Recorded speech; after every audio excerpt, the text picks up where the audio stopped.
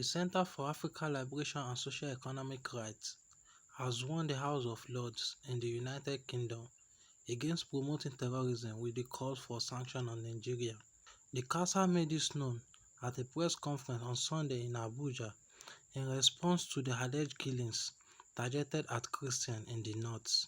CALSER President Princess Ajibola said the UK lawmakers move is laced with mischief and agenda well-intentioned to cause international embarrassment to the Nigerian government.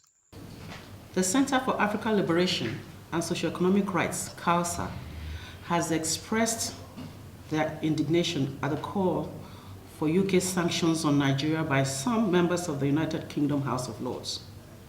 For we know that to be feared is to fear, because no one has been able to strike terror into others and at the same time enjoy peace of mind. Indeed, terrorist organizations have harvested the globalization process to improve their methods of operation. They often refrain from using factory-made explosives, for example, and use materials that can be easily obtained from local sources, such as ammonium nitrate. And ironically, locally made materials are being used with greater frequency to achieve terrorist objectives. Perhaps the best example of this is the fact that even the well-known Al-Qaeda used locally sourced American-made materials, Boeing airplanes, to destroy American targets on September 11 on America's soil. The Center for African Liberation and Socio-Economic Rights, CALSER, having dissected the issues raised and canvassed by some members of the United Kingdom House of Lords, wishes to state that their stand is laced with mischief and an agenda well-intentioned to cause international embarrassment to the government of Nigeria. It is worthy of note that most of these terrorist organizations have local and international backings that disseminate vital information to them on having a good strategic plan and also help in funding so that they can procure standard equipment and machineries of war.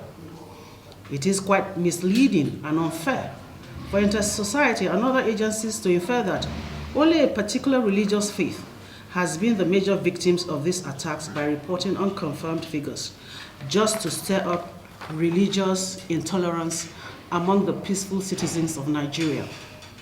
Report has it that many of the casualties of the terrorist attacks in the northern parts of Nigeria are of mixed faith. We therefore say that reducing the act committed by these terrorists to a religious sectarian debate is an irresponsible act that should not be encouraged by anyone or nation.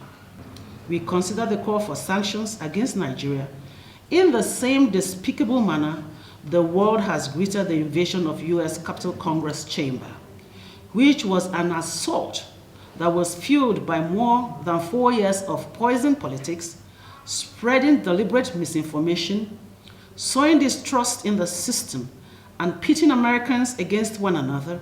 And we ask that such should not rear its ugly head, either here in Nigeria or in the UK, or even at that, anywhere else in the world.